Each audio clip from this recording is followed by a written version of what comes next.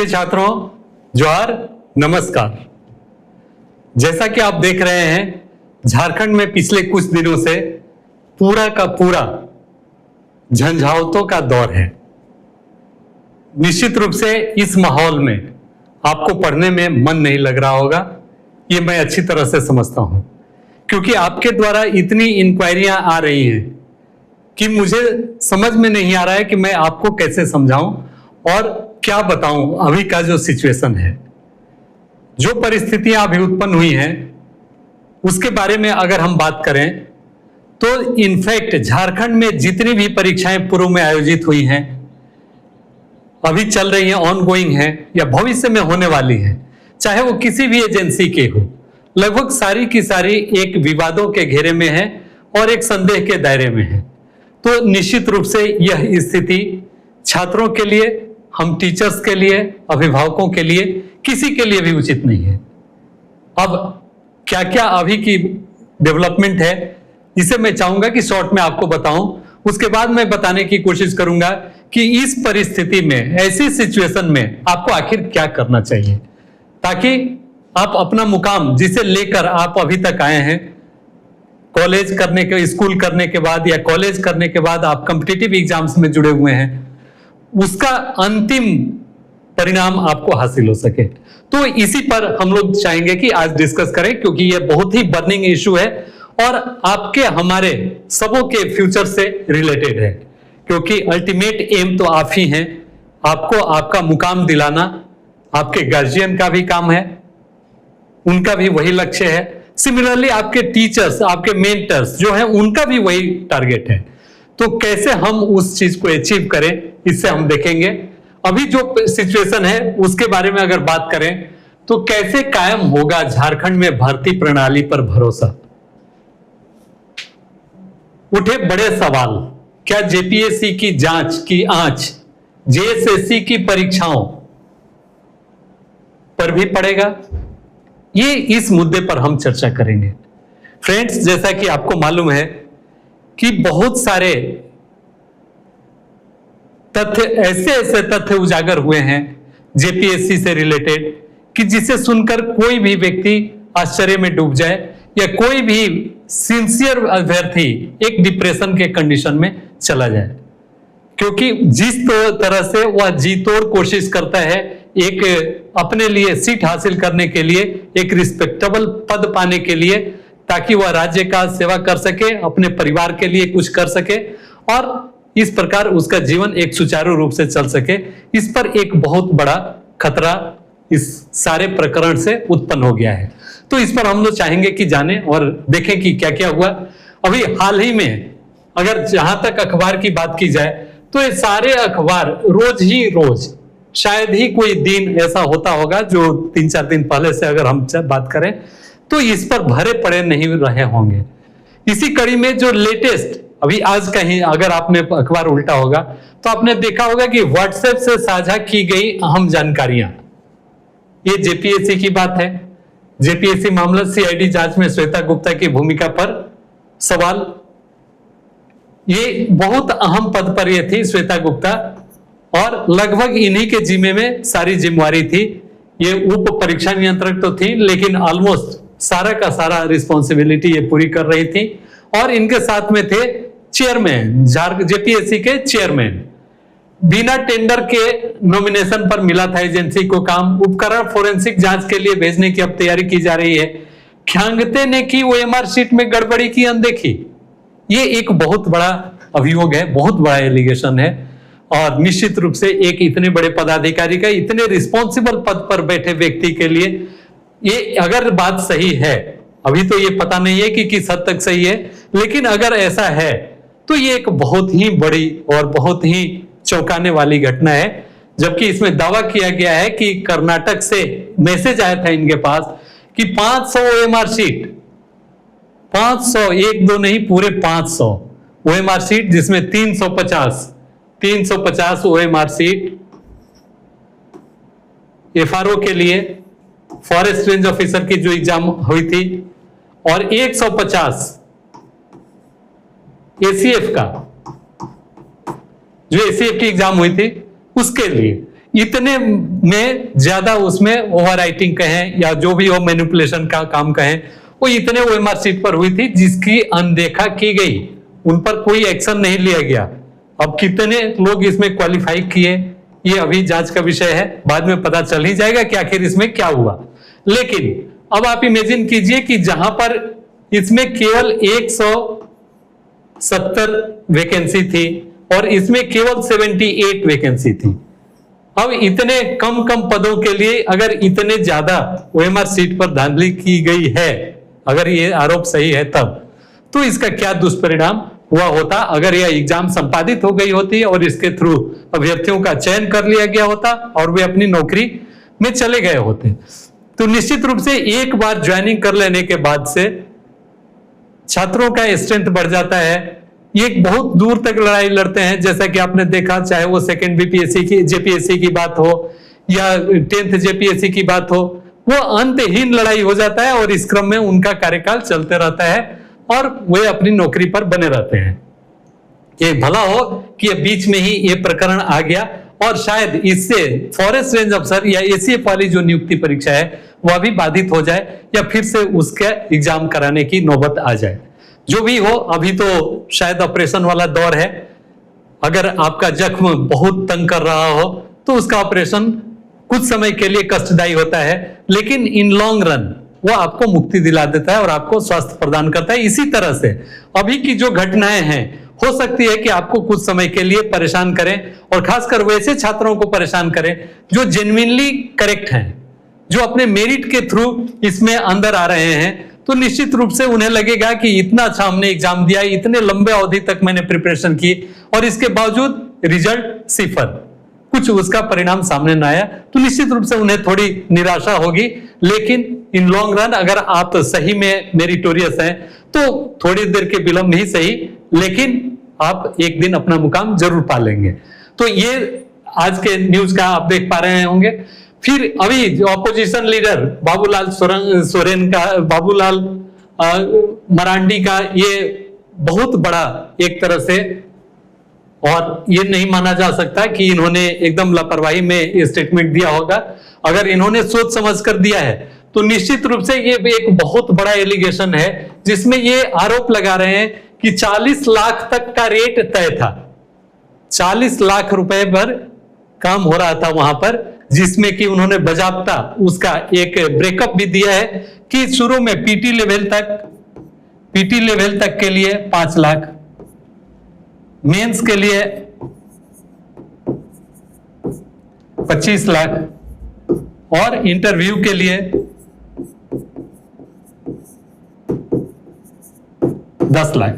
तो इस प्रकार से पर्याप्त इन्होंने 40 लाख का एक ब्रेकअप भी इसमें दिया है। आप देख पा रहे हैं 5 लाख, 25 लाख, 10 लाख, इस पर उन्होंने बजाबते एक दिया है। और अगर ये प्रूफ होता है और सही है तो वाकई एक बहुत ही गंभीर मामला है और एक तरह से छात्रों के भविष्य से खिलवाड़ करने वाला है। तो ये चीजें हैं। अभी एक और, नियुक्ति के बाद जारी हो रहा कट ऑफ, अधिकांश अंक लाने वाले लड़ रहे मुकदमा, ये जो है वो आपका जेएसएससी से रिलेटेड है। अभी ये जो दोनों हम लोगों ने देखा वो जेपीएससी से रिलेटेड था, ये जेएसएससी से रिलेटेड है। जेएसएससी नियुक्ति प्रक्रिया, परेशान अभ्यर्थियों को नहीं मिल रहा जवाब, पारदर्शिता पर उठ रहे सवाल। खासकर जो टीचर के लिए एग्जामिनेशन हुआ है उसमें तो इतना बहुत लंबे 2016 से ही ये प्रक्रिया चल रही है। बहुत सारे में 2023 में ही आवेदन आमंत्रित किया गया था, उसके बाद 2024 में परीक्षा हुई जो सहायक आचार्य के लिए हुआ, उसमें भी कट ऑफ जारी नहीं किया गया, बल्कि जब रिजल्ट निकल जा रहा है, लोग ज्वाइन कर ले रहे हैं, उसके बाद से रिजल्ट जारी किया जा रहा है और तब वैसे छात्र परेशान हो जा रहे हैं जो देख रहे हैं कि कट ऑफ से तो उनका अधिक मार्क्स है, अब उन्हें अदालतों की दौड़ लगानी पड़ रही है। तो आप समझ सकते हैं कि कितने निराशा के माहौल में अभी का यूथ जो झारखंड का है वो है। पूरे देश की तो हालत जो है सो है ही। आपने अभी हाल ही में देखा होगा नीट परीक्षा को लेकर जो कॉकरोच जनता पार्टी का प्रदर्शन इतने लंबे समय से चला, उसका क्या परिणाम हुआ। उससे कमोबेश थोड़ा भी डिफरेंट कंडीशन झारखंड में नहीं हो रहा, चाहे जिसकी भी सरकार रही हो, हमेशा से विवादों में ये घिरा रहा। एक अपने आप में ये बड़ा प्रश्न है कि 26 साल झारखंड को आजाद अलग हुआ, लेकिन इस 26 साल में केवल और केवल 9 परीक्षाएं अगर रेगुलर की बात की जाए तो जेपीएससी की आयोजित हो सकी, और उसमें भी लगभग सारे के सारे विवादों के घेरे में रहे। तो ये एक सबसे बड़ा दुर्भाग्य है। उसके बाद अभी एक ये भी देखें कि जेएसएससी परीक्षा हो सीबीआई जांच, ये चंपई सोरेन जो पूर्व मुख्यमंत्री हैं, ये सभी ऐसे लोगों का वक्तव्य है जो एक जवाबदेह किस्म के लोग झारखंड के परिप्रेक्ष्य में माने जाते हैं। ये पूर्व मुख्यमंत्री रह चुके हैं। अब इन्होंने कहा है कि जेएसएससी परीक्षा की हो सीबीएसई जांच, कारण भी और बातों में इनके दम भी नजर आता है, इसलिए क्योंकि इसमें जो सेकेंड रैंकर जो जेएसएससी सीजीएल परीक्षा हुई थी और जिसके थ्रू लोग ज्वाइन किए अभी हाल ही में 1 साल पूर्व में, तो उसमें जो सेकेंड टॉपर, सेकेंड रैंकर, आपने देखा होगा second ranker Abhay Kumar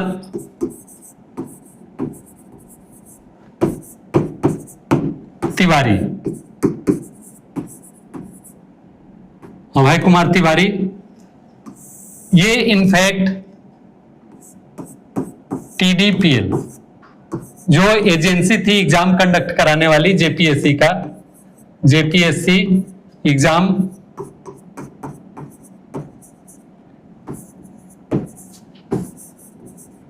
conducting agency ये थी,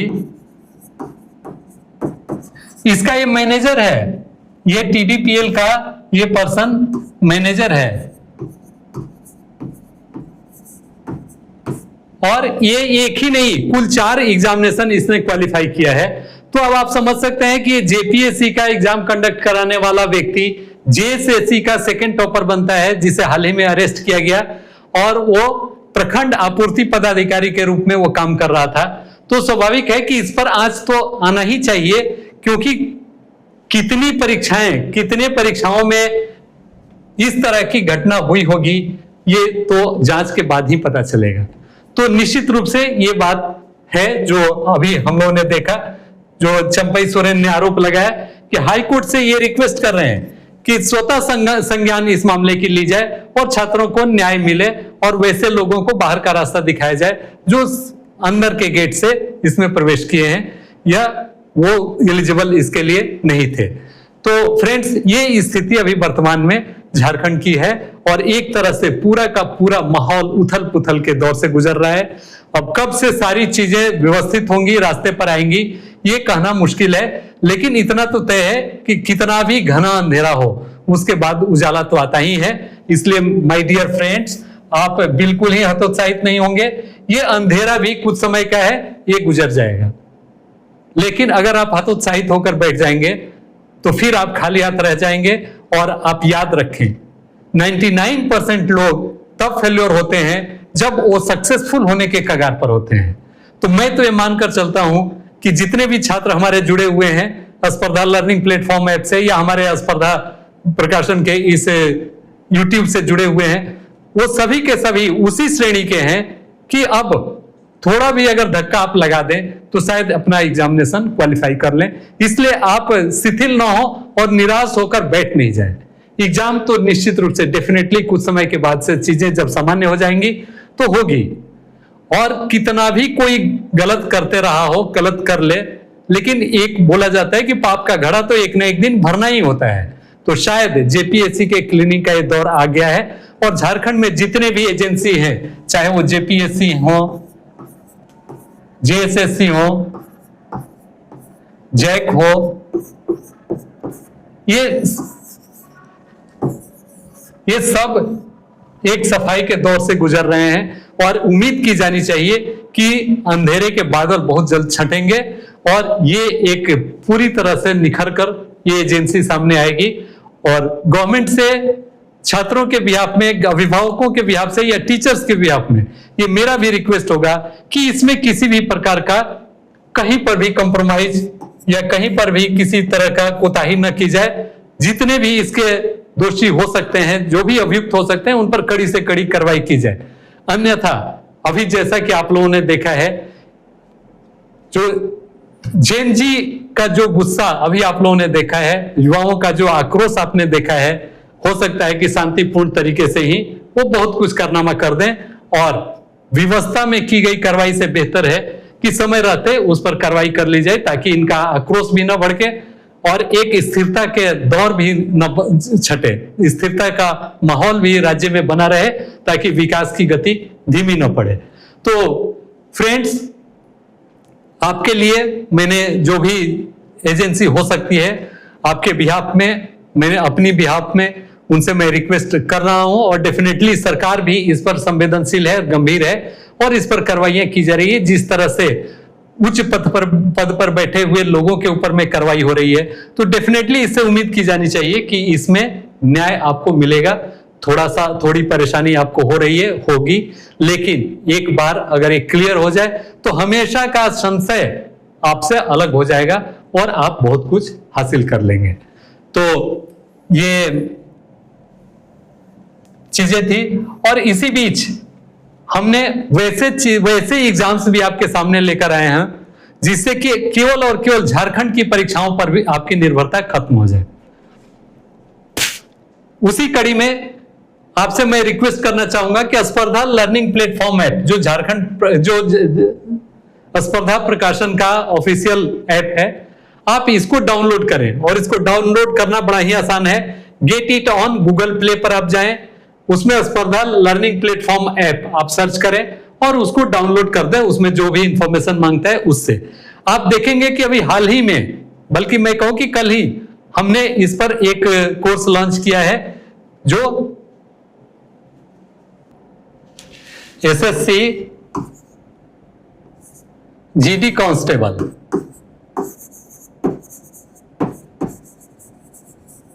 जीडी कांस्टेबल, ये नियत समय पर लगभग हर साल एसएससी कंडक्ट कराती है, और 10th पास युवाओं के लिए या युवतियों के लिए एक बहुत ही बढ़िया ये एग्जाम है। इसके थ्रू आप जितने भी पारा मिलिट्री फोर्सेज हैं उसमें कांस्टेबल के रूप में, जीडी कांस्टेबल के रूप में आपको काम करने का इसमें मौका मिलता है, अपॉर्चुनिटी मिलती है। तो इसका आप एडवांटेज जरूर लें, और उसमें देखें कि फर्स्ट 50 स्टूडेंट्स के लिए हमने free of cost course launch करने का, उन्हें एक्सेस देने का प्रॉमिस किया है। उसके लिए आपको कुछ नहीं करना होगा, केवल आप जाकर गूगल फॉर्म भरेंगे और आपको एक क्विज दिखाई देगा, उस क्विज में आप पार्टिसिपेट करें। 31